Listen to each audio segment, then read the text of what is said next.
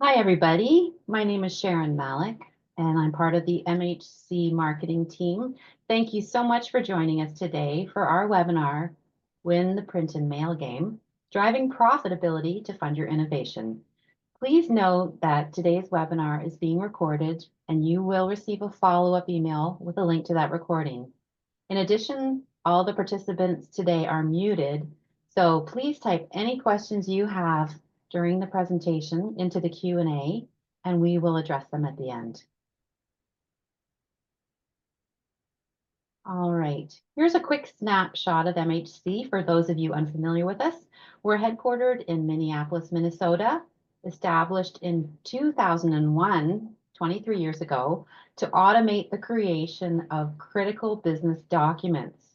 Today, we have over 1,300 customers globally across 50 countries with over 100 integrations with enterprise business systems.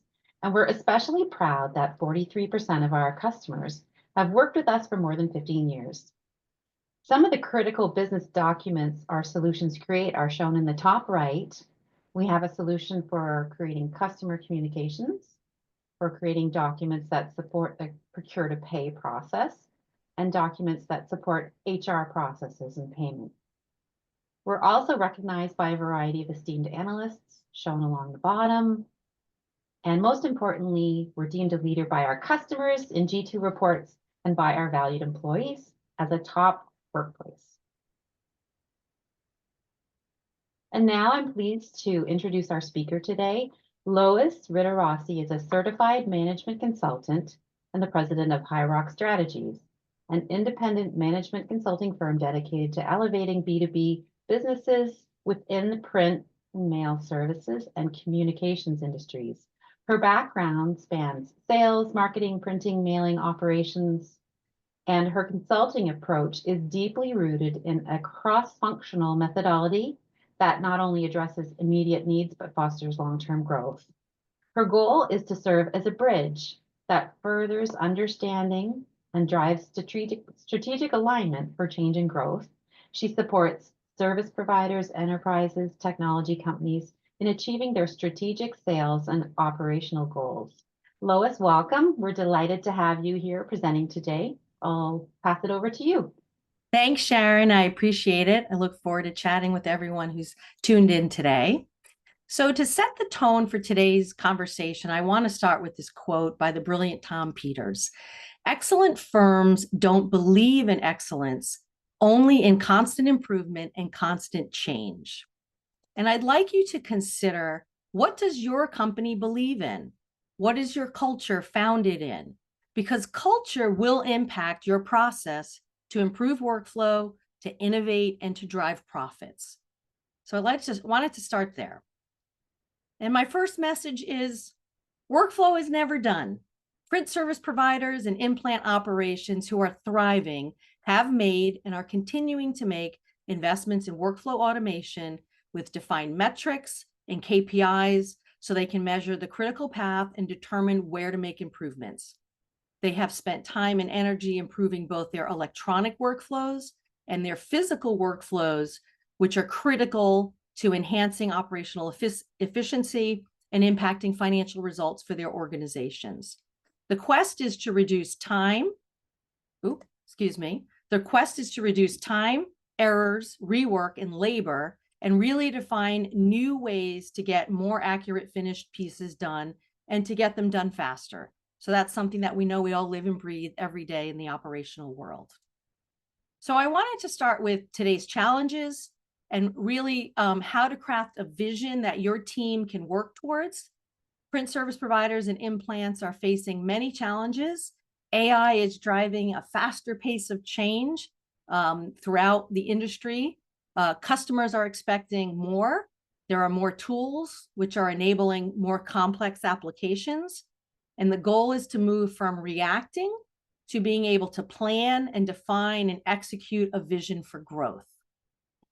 So in working with a diverse group of customers, what I'm seeing in the area of challenges are really many things around legacy applications that now maybe have more risk than benefits, legacy applications that have to move to a new platform or require extensive enhancements. Labor challenges are certainly persisting in North America, the US, Canada, and even in Europe. We have an aging workforce in many parts of the print and mail industry, with key staff near retirement. Onboarding and training new employees is difficult. It's especially difficult when you have many different jobs that you handle many different ways. So that creates a real training challenge. Data breaches and ransomware attacks have expanded the need for security at every level, further burdening operations and technical teams. But the good news is there's a lot of great things going on in the industry. And on the side of vision and innovation, leading companies are leveraging workflow tools and AI for faster onboarding of new customers and new jobs. Companies are simplifying their tech stack to reduce cost and the number of technical resources and the number of tools that they're using to manage various communications and production processes.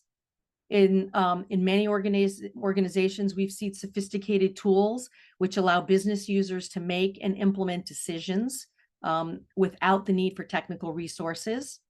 And as companies continue to strive to make more data-driven decisions and more real-time reporting, we're seeing certainly changes in how people look holistically at delivery of communications and print mail production operations, and they're looking for more transparency to be able to educate their customers along the entire process. So lots of good things are also happening out there. I want to share a story with you about a print service provider, a large print service provider located in the middle of the country that continues to do fairly complex and customized print job for pharmaceutical clients. They had a homegrown platform. They had customized code for each client, and there was a lot of print and fulfillment required for these complex applications with both HIPAA and FDA requirements around issuing new drugs. And what they found were they needed highly skilled technical resources and programmers to be able to onboard new applications and to be able to maintain the ones they had, to handle changes and enhancements. And during the pandemic and after the pandemic, as technical resources became scarce in some areas, their cost for maintaining their technology rose dramatically. They were paying 3 and 4x what they had previously paid for technical resources to do the necessary programming with their homegrown platform. They had many manual steps. There was a lack of documentation, and there was certainly risk to the organization and in their contracts with these pharmaceutical clients about what needed to be done and how fast it needed to be done.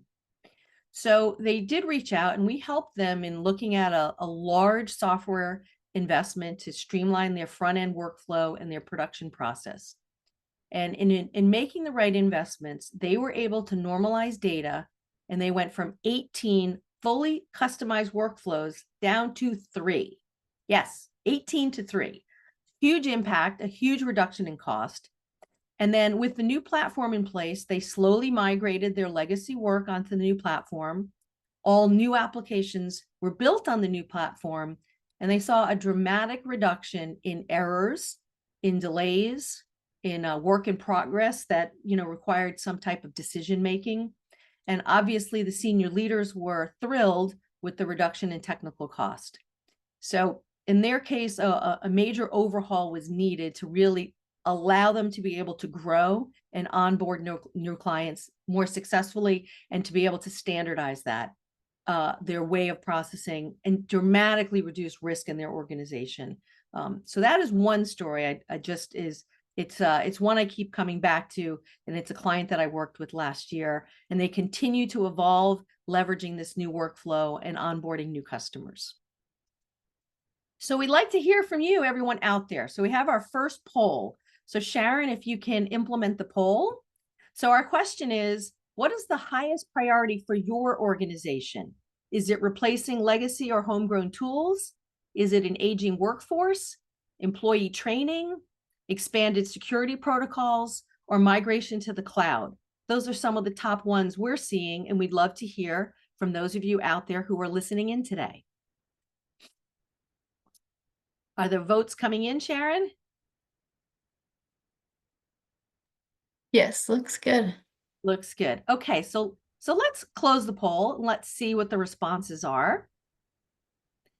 Okay, interesting. Cloud migration, 67%, and replacing legacy or homegrown tools. Fascinating. The cloud migration has certainly is on the rise and continues to, and it does address my next big topic, which is risk mitigation. So when we look at the opportunities for the cloud and why people and why companies are continuing to move to the cloud, it's really all about risk. It's become a larger concern across organizations of all sizes, not just big companies. And it's not just legal and compliance. It's obviously IT, it's production, it's customer service, it's sales and marketing, it's contracting, it's procurement, and really how services are delivered on the B2B side. We're seeing it really at all levels. With more technology and more tools, risk is the number one concern as companies are looking at how do we innovate and how can we evolve. So let's dive in a little bit on this topic of risk. Service providers and internal implant operations have identified more risk throughout the entire process of creating communications in how the data and platforms are managed, how they're controlling content. There's certainly lack of IT resources for maintenance and upgrades when we look at the complexity of the number of technologies involved. And there's certainly customers requiring an increasing demand of documentation from service providers and outsource providers to demonstrate integrity throughout the entire process and how data is managed, encrypted, stored, and removed. And it's not just RFPs and contract renewals. We're seeing, the documentation needs around security have just grown from 4 and 5 pages to 20 pages in some examples that we've witnessed in managing RFPs. Customers are also in the contract process asking service providers to assume additional risk and provide further documentation. It's also impacted the disaster recovery and business continuity side of the business with print mail operations in terms of the increased cost and challenges for defining security protocols with those types of partners, activation protocols, and testing. So we are seeing a large and continued demand for cloud migration, and those of you out there are seeing it in your organizations as well. And the opportunity is with a proper and thorough cloud migration strategy, it can reduce risk and cost, but it really requires a vision and architecture. And for the companies that have been successful with cloud migration, what we've seen is they adhere to strict discipline and protocols that really organize and how they manage every step in test and development and how they move things into production, and really reduces the ability for programmers and technical people to tinker with jobs and programs, something some programmers love to do, and really reduce the amount of manual handling. So we look at risk holistically. It's impacting so many areas across so many customers. I want to share with you another story of a large print service provider around tracking and reporting, what they do after they've handled the data and done all the printing and mailing. So this client is a print service provider providing transactional mail for a large healthcare client under a long-term contract. And the customer requirements have really evolved in the last few years. So this was also built on a homegrown platform without clear requirements for archival and retrieval. And as the client's demands and needs for archival and retrieval have grown, they have been burdened with hours and hours of professional staff time to find and look up and validate files and mail dates for both proof of mailing, for reprints, and other legal reasons that they really had not anticipated when they built out the application and validating proof of mailing. So they are in the process of making an investment for workflow automation and production management that's going to allow them to fully automate their piece level integrity, as well as standardize and simplify their reporting, which will support a proper archival and retrieval system. So it won't have to be done manually with intensive manual lookup by people. So what they have really experienced as their client has evolved is seeing that archival and retrieval is a critical function that they're providing beyond print and mail, and they need an efficient and automated process to deliver information to their clients. And there are great software solutions out there which will eliminate hours and hours of labor and reduce risk and give them a truly closed loop processing and an audit file that allows them to validate and be able to look up and do reprints and proof of mailing in an automated way. So now their project discovery for new clients includes defining archival and retrieval requirements so they can sell it as a bundled service and include the cost for those activities, as well as the tools that they need to properly be able to provide reporting. So what was once painful can become fully automated and auditable with the right workflow tools. So that's another success story that is often neglected when we look at the important need for archival and retrieval and the demands that customers are really changing how they're looking at, even after you've printed and mailed it, what other services are needed. So I'm here to tell you, print is no longer a silo. It used to be, okay, technical people and programmers did what they did, mainframes did what they did, and then we gave a file to print and they ran with it, and everyone else, marketing, they all did their own thing. So all the content that is printed today must be managed and repurposed. It must be managed in a single source, typically, so that it can drive other channels, digital distribution, archival, retrieval, and more importantly, so that all printed communications can be accessed by other departments, be it customer service or compliance or legal. As customer experience and risk are driving more data-driven decisions in the highly regulated industries of financial services and banking and healthcare, to name a few, print production must fully integrate with all communication channels. We've been talking about omni-channel and multi-channel and all these things for many, many years. And we're now seeing that risk is really dictating changes for brands, both large and small. Some of the new challenges that both implants and service providers are seeing, that if they use a post-composition tool to basically, in effect, enhance what might be legacy data from a mainframe or poorly created PDFs or files that they're getting for whatever reason from their customer, those post-comp tools rarely feed the upstream systems that are needed as systems of record for content management and proof approval. So that's just created another set of challenges with content management and, you know, what was printed and mailed versus where are we managing content for legal and compliance reasons. So it's become trickier because in effect, what's happening is CCM, customer communications as we know it and have known it for 20 years, is evolving because we need another acronym to interaction experience management. The new acronym IXM is being talked about amongst the research industry and with top brands that track communications. And what IXM is, it's a broader approach to managing customer interactions across all channels and touch points, going beyond traditional communication delivery, essentially emphasizing a much more holistic view of the customer and customer experience through every single interaction.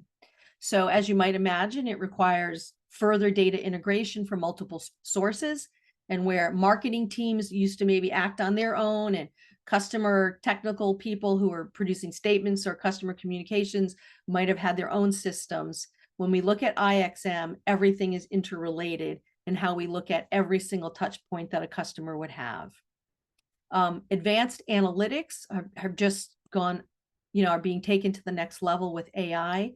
And what the AI tools allow the ability to analyze volumes of data and touch points so that we can better and accurately predict the next step, the next offer, the next product that makes sense for a customer.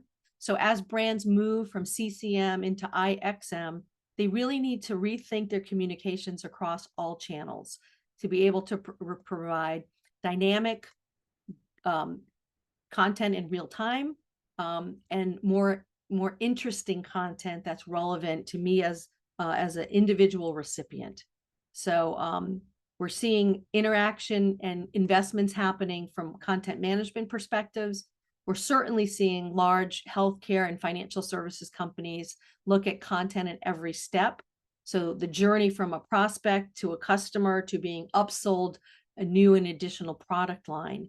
And what it means for print operations and why print can no longer be a silo is we've really changed from batch processing, which is certainly here for large volumes of communications, but there's an additional need for triggers and trigger-based communications, which need a different process to define efficiency and how those can be concatenated and grouped for production management while they're providing dynamic content and individualized content to customers at all levels across the journey. So this is an ongoing, and we're seeing, many trends that are ultimately impacting upstream content, production processes, and then how customers are interacting with brands and offers and products. So I want to share another story with you and how sometimes in large organizations, they have the right tools, but they're just not using them correctly. So this is an interesting story from a large regional bank, and they have an in-plant operation, and the in-plant operation handles statements and checks and customer communications.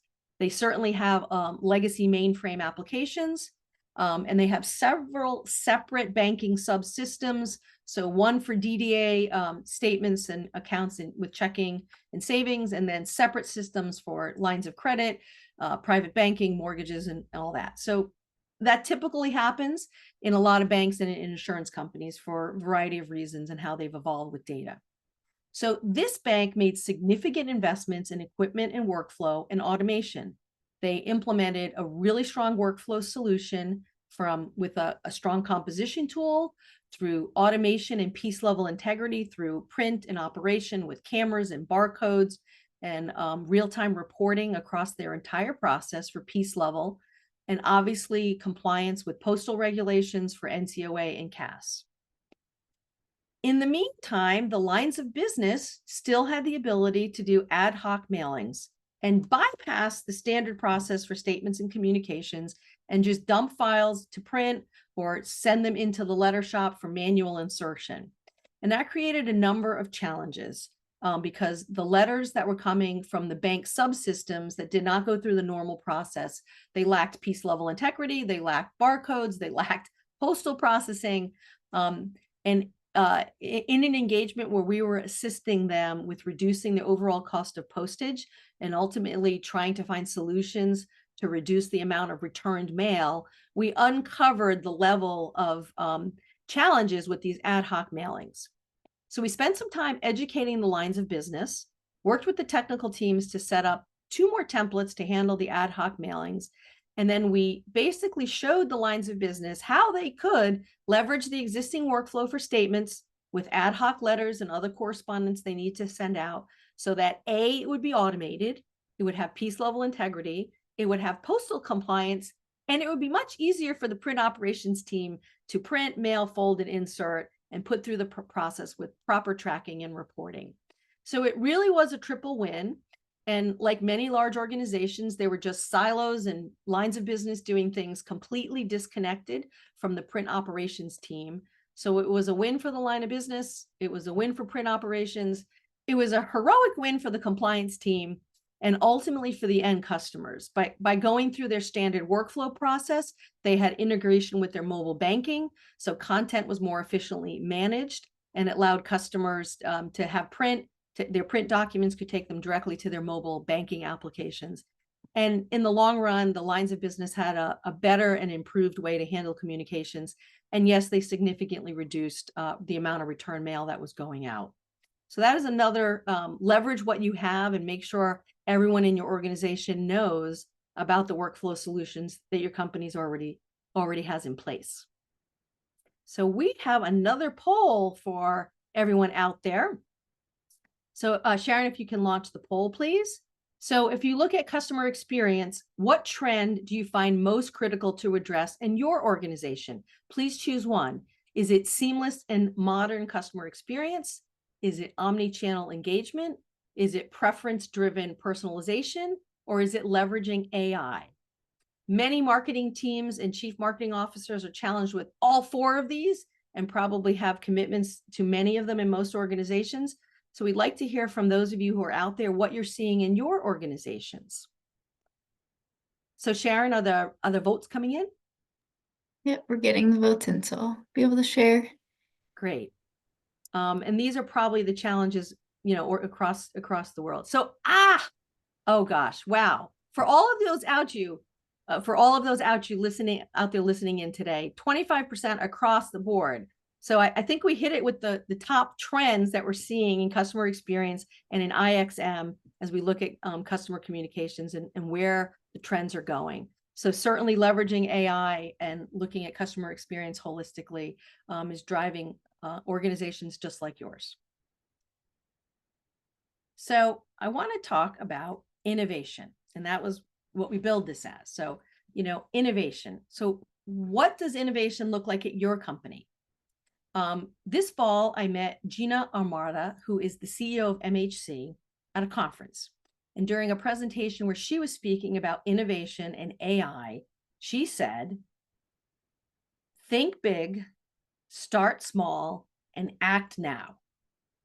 And I think this is a mantra that many companies in our industry can really embrace for innovation, to define the steps forward, but most importantly, to do it now.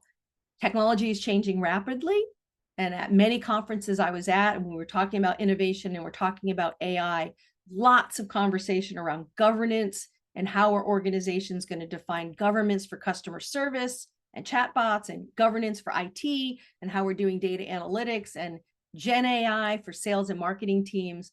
And it's a bright new world out there, and it's changing fast. But I'd really like to go with think big, start small, act now, in Gina's words. So when I work with clients, I help them determine how they can innovate, what they can change, how they can better serve their customers. I'm often engaged to conduct an operational or a strategic assessment, and the goal is to uncover what can we do differently? What can we do with different tools? What type of different processing will get us a different result that will allow us to deal with improved time to market, handling more complex jobs, and reducing cost. And assessments may be focused on communications or the physical or the digital workflows around document production. And often companies need some objective input to look at the entire process from end to end to really see the issues with manual touch points and undocumented processes, which create those training challenges, where people have been just doing things the way we do it. And there's just the knowledge from long tenured employees that this is the way it's done. And the goal is really to define those points of failure, those points of risk in the organization and risk in your process, what is causing delays, and ultimately what's the impact on contractual agreements that might be changing with changes in customer requirements. So assessments is really one way to start and to really be able to begin to determine where can we change and where can we innovate. And successful workflows evolve in phases. There's never one perfect tool that can solve all the issues. It really starts with the right strategy and the right partners, and more importantly, the right mindset to embrace change and new tools. So leaders who are trying to implement change, who are trying to be innovative and trying to define a way to increase profits and drive growth, have to be constantly answering the question, why are we changing? Why are we doing this? Because your people will forget. And why are we doing it now? There's never the right time for change. There's never going to be a perfect downtime to implement that new tool. I hate to break it to you. So how can we act now?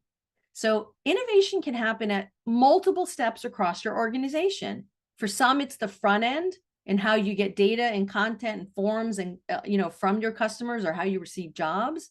And many of those processes can be replaced with intelligent tools. And you certainly can create operational efficiency on the front end, including new client onboarding. Innovation could be in the middle in how we do composition and how we define rules and how we create the flow of jobs into production, and how we can combine small things and make more organized sets that leverage the production equipment that you have. Innovation can certainly occur at the back end, tracking and reporting, the example I shared, archival and retrieval, integration to drive digital engagement. Print is just one small piece of the pie, typically driving digital interactions somewhere else with that customer, that prospect. And really, for most organizations, the question is, where do we start? What will have the biggest impact?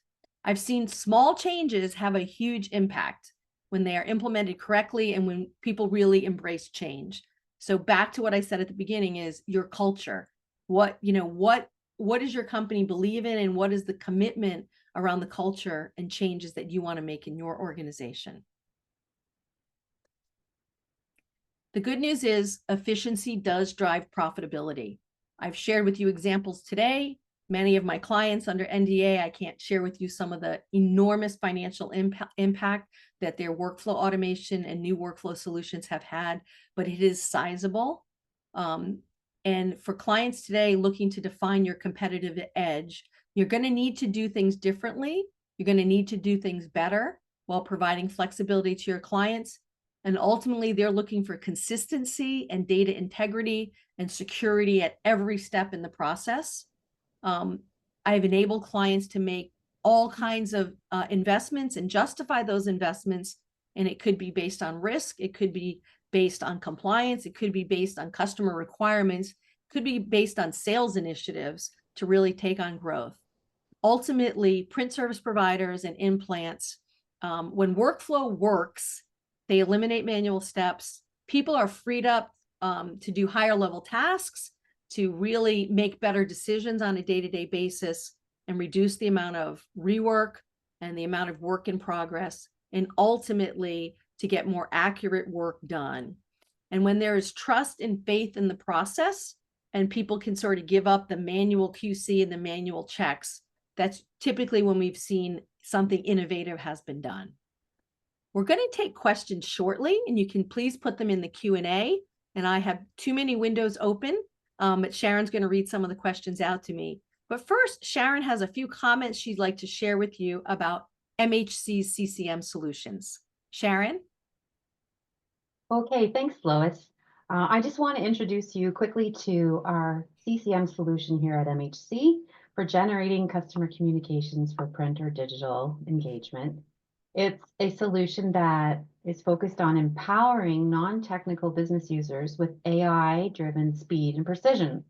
So, and through doing that, to streamline your operations and help you gain those kinds of efficiencies we've been talking about today. And just as a quick note, based on Lois's earlier customer story, yes, we also can help you in a whole bunch of ways, including archival and retrieval capabilities. So we would love to talk to you more if you have any questions. But in terms of how is it we really drive those efficiencies, just 5 key points. As mentioned, we do focus on empowering non-technical business users to fully manage that creation process of customer communications without IT assistance. So within the solution, they can use AI-driven prompts to instantly author, translate, personalize, do all sorts of things to improve the communication engagement. We also, within the platform, provide business users with easy-to-use drag and drop tools to incorporate data, transform it, map it to templates, and output in a variety of formats. So the solution itself is AI-enabled at the core, and it's quite easy to use and intuitive.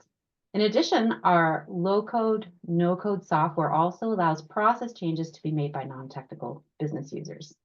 The second way is driving efficiencies through our single end-to-end CCM workflow. So it's not fragile software that's been cobbled together over years. It's a modern, unified, and robust platform that you can count on. Thirdly, unlike companies that offer only cloud or only on-prem, we give our customers a choice. And these modern deployments that we offer provide you with significant operational efficiencies and productivity gains on all sorts of fronts. In addition, our highly configurable technology is scalable and flexible, so it'll meet your changing needs over time, avoiding, additional point solutions or modifications, et cetera, that are cumbersome. And then finally, our professional services team is ready to give you a tailored implementation and give you ongoing support. Again, we're committed to your success. And if you're interested to learn more about our modern AI-driven solution that you could incorporate into your workflow and your operations, please reach out. We would love to speak with you. And yes, now, as we had talked about, we're going to address some of the questions. So let's just see if we have any additional questions in the Q&A. Sharon, if you could read them to me, just because I'm using both of my screens. All right, absolutely. All right, it says you mentioned that companies should take action now. What do you think is holding companies back from taking the first step? Well, I would say human nature, change is hard. Change is hard for all of us as humans. Our brains are, attached to do things the way we've always done them, because there's always the risk of fear with change. So once you get over that hurdle, if senior leaders are asking people to change as they should be, if they have created, it's that time of year where you've done budgets, or you've done strategic planning, or you've defined goals for 2025 or your next fiscal year, often it's taking that big vision and then breaking it down into something manageable and actionable, a project, a program, a steps. We're going to do these 3 things to uncover this data. Then we're going to identify these potential software solutions that could fix it. And then we're going to do whatever. We're going to get demos, and we're going to go through an evaluation process. But for most people, change is hard. We are attached to the comfortable things we know. Right. Well, thanks, Mark, for that question. And if you have any further, follow up, you will be able to reach out to us. And one more question here. We have many tools and platforms. How can we really justify investments in a new workflow? Oh, in my consulting work, I get, Lois, we have that. We have 1 of those. We have 2 of those. We have 3 of those. We don't need more, right? We need to simplify. And the reality is, especially in the service bureau world, and with large implants, that they've basically done triage, and they keep buying tools for different things. And the reality is, it typically takes an assessment to step back and say, well, what are all the tools? What works? What are the good things that they're doing? And what are still the gaps? To determine if there's overlap. They might have tools that are out of date for whatever reason. They haven't been properly maintained or updated. So often you have to take that step back first to determine where the gaps are. And when we look at newer technologies and cloud migration, a lot of legacy applications out there, and middleware that was, especially with, mainframe applications, really can be dramatically improved with newer tool sets today. But you have to take a step back and look hard before you can create a financial justification, a labor justification, and a justification around reducing risk. Okay, and then there is one final question. What steps, basically they're asking what steps are needed in order to do a successful workflow change or implement that? That's a really good question. For successful change, first, there really has to be clarity of the vision. As I said, the why. Why are we doing this? Why from the business perspective? Why from the customer perspective? Why from the production perspective? Why? And you have to have those very clear 3 or 4 bullets. This is why, and this is why now. And then the next thing is to really have a project plan with measurable goals and results, smart goals and results that are specific, measurable actions in time that relate to how we're going to do it. So people understand the time and resources that, as I said, often workflow changes are done in phases. First, we're going to do this customer or this job or this application, and we're going to go down these 10 steps, and we're going to make sure it works. Then we're going to check off the next one and the next one, and figuring out how to set priorities so people feel that it's manageable and doable. And when there is a clear vision, a clear why, and a clear project plan, and some dedicated resources to do the hard work of change management and implementation, often it really does lead to success. And people are thrilled when all of a sudden they're freed up and they have hours back in their day, their week, their month, or they don't have to do things in the middle of the night or babysit out on processes, because software can do that. But success can happen with proper project management. Great. Well, those are all our questions. So I want to thank you, Lois, so much for all the insights and stories and strategies that you've provided us today. Thank you also to our attendees. Be reminded that you will receive an email with a link to this recording that you can watch again or share. So we encourage you to do that. There will be a short survey as you exit, so please just take a quick moment to fill that in. It's very valuable information for us. And finally, I just encourage all of our listeners today to subscribe to our social feed, because we have more webinars planned in the new year with great information like you've received today. And we would love for you to join us. So until then, thank you, Lois. Thank you, attendees. Happy holidays and enjoy the rest of your day, everyone. Thank you.